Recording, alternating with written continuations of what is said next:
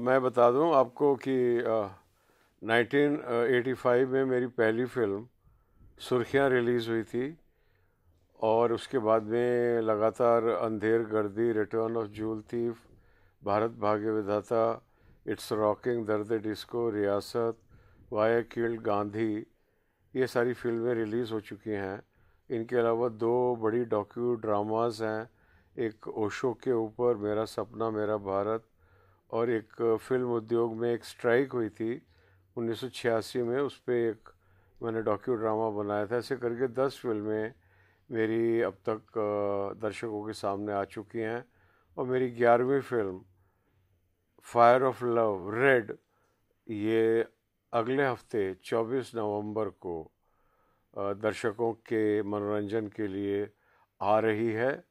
और ये दर्शकों की एक अपनी फिल्म है, और दर्शकों को जिस प्रकार के मनोरंजन की अपेक्षा है, आज के नवयुवक दर्शक को, आज की नवयुवा पीढ़ी को, डिजिटल खिलौनों से खेलती हुई नवयुवा पीढ़ी को जिस प्रकार के एक सिनेमा की ज़रूरत है मनोरंजन के स्तर पर, वो फिल्म हम लेके आ रहे हैं 24 नवंबर 2023 को, फायर ऑफ लव रेड।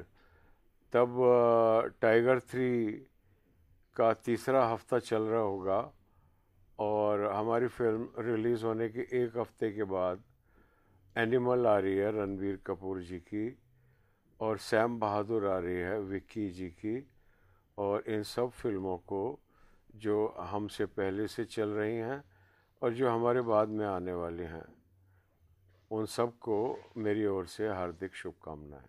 तो जैसे आपने बताया कि इतनी बड़ी बड़ी मूवीज आ रही हैं और ऑलरेडी टाइगर 3 जो है वो आपके कंपटीशन में होगी, तो किस तरीके से आपने पूरी प्लानिंग की है इन सबको कंप्लीट करने की? क्या आपकी स्टोरी में उतनी जान है जो इनको बचा कर आपकी मूवी को टॉप पर लेके जा पाए?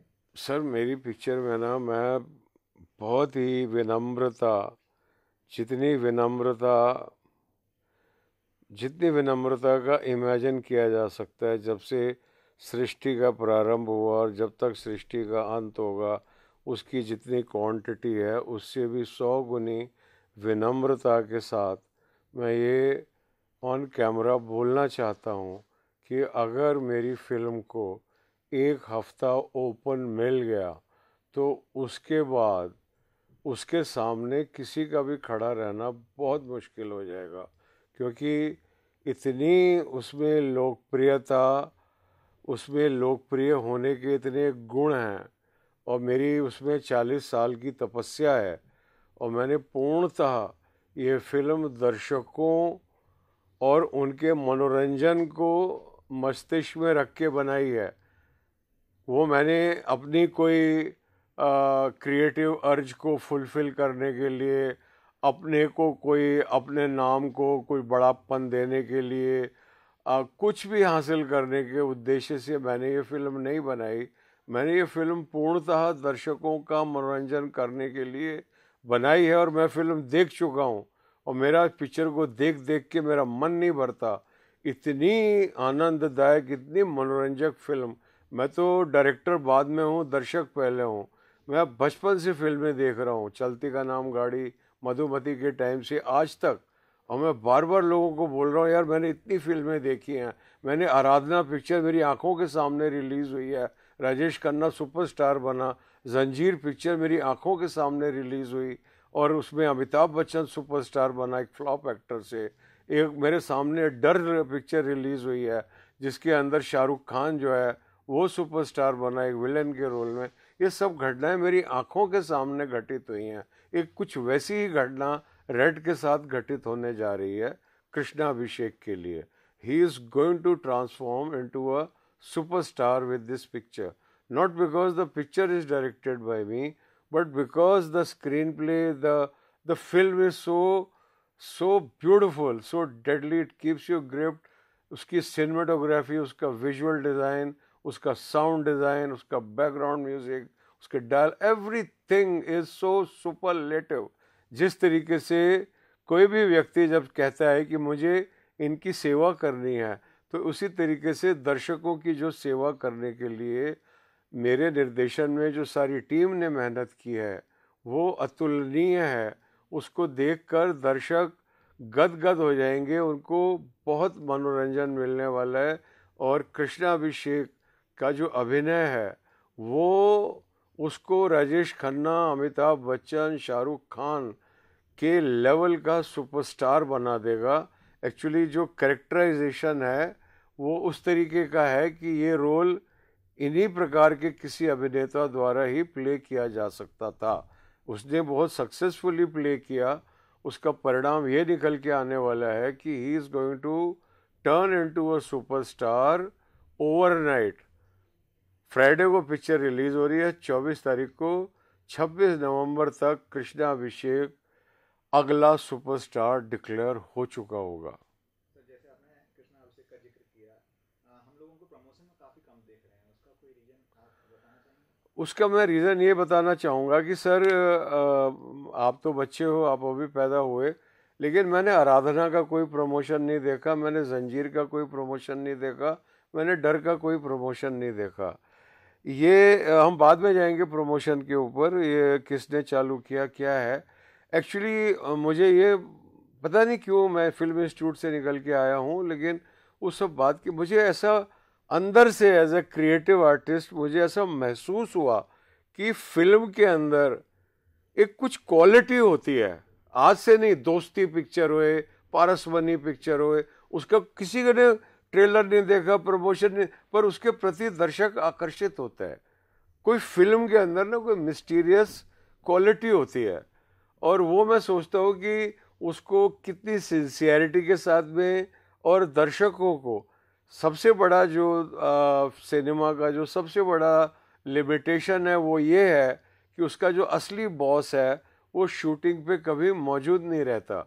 मुझे शूटिंग पे फाइनेंसर मौजूद रहेगा, प्रोड्यूसर मौजूद रहेगा, सुपरस्टार मौजूद रहेगा, और निर्देशक जो है वो इनकी ही सेवा में लगा रहता है निरंतर पिक्चर बनाते हुए। लेकिन पिक्चर का जो असली बॉस है वो दर्शक है। तो अगर कोई भी फिल्म इस तरह से बनाई जाएगी कि जब उसकी शूटिंग चले तो निर्देशक 24 घंटे इस बात का ध्यान रखे कि ये जो शूटिंग चल रही है ये दर्शकों के लिए चल रही है, तो दर्शकों को कैसा लगेगा। अगर वो हमेशा उनका ख्याल रखेगा तो निश्चित ही ऐसी प्रोडक्ट निकल के आएगी। और चूंकि उस प्रोडक्ट में से दर्शकों के प्रति प्रेम है वो डिजिटली एनकोड हो चुका है। वो जैसे डिजिटल एरेना में जाएगा वो ऑडियंस को ना अट्रैक्ट करना चालू करेगा, ऑडियंस को कुछ अपनापन लगेगा। जैसा कि फायर ऑफ लव रेड के साथ मैं देख रहा हूँ कि दर्शकों को कुछ अपनापन लग रहा है, और वो हम कुछ करते हैं सोशल मीडिया पे और लोग अपने आप लग जाते हैं, उसको अपने ग्रुप्स में चला रहे हैं, कहाँ कोई कहाँ कहाँ कर रहा है। मैं किस किस का मैं धन्यवाद करूं। सर किस किस प्लेटफॉर्म पर रिलीज की जा रही है? सर ये थिएट्रिकली आ रही है, पीवीआर, आइनॉक्स, सिनेपोलिस, ये तो इसके मल्टीप्लेक्स थिएटर्स हैं। और इसके अलावा जितने भी सिंगल प्लेक्स हैं जो अच्छे हैं, अच्छी कंडीशन में हैं। और सौभाग्य से क्या हुआ है कि इस वर्ष पठान के चलने से, गदर 2 के चलने से, जवान के चलने से, इन सब पिक्चरों के चलने से बहुत सारे सिंगल स्क्रीन जो बंद होने की कगार पर खड़े हुए थे वो पुनर्जीवित हो गए हैं। और ऐसे थिएटर्स को भी रेड पिक्चर बहुत आकर्षित कर रही है, और जो एग्जिस्टिंग है उनको तो कर ही रही है।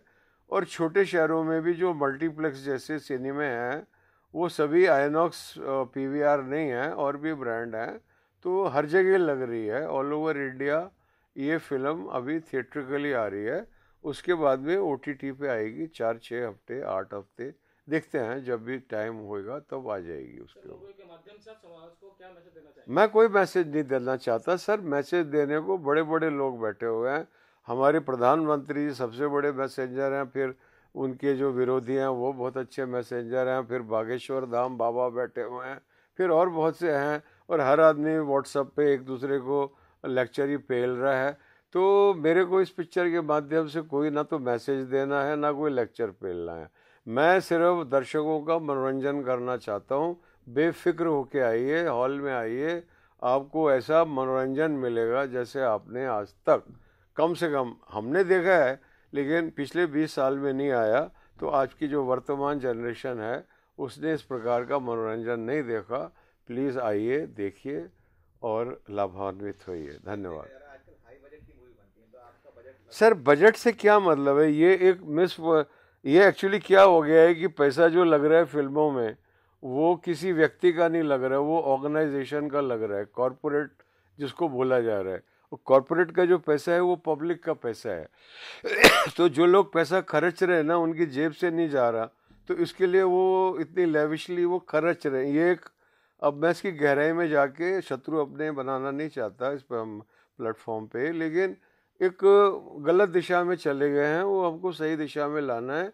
कोई एक बेहतरीन, इस फिल्म के माध्यम से ये बात सिद्ध होने वाली है कि एक बेहतरीन और एक बिग बॉक्स ऑफिस बोनेंजा बनाने के लिए बजट की ज़रूरत नहीं है इतनी, जितने की एक स्टोरी की, उस स्टोरी के ट्रीटमेंट की, इमोशन की, और वो पूरी की पूरी ग्रामर, वो पूरी की पूरी ग्रामर जो वी शांताराम, महबूब खान, गुरुदत्त, बिमल रॉय, राज कपूर, इन 5 दिग्गजों ने जो ग्रामर हमको सिखाई, अगर हम उस ग्रामर के अनुसार काम करेंगे, दर्शकों को सोच के काम करेंगे, तो हमको कोई हर पिक्चर मुगल आजम नहीं होती, 2 बीघा ज़मीन भी हिट होती है। आवारा का बजट मुगल आजम के कहीं आसपास भी नहीं है।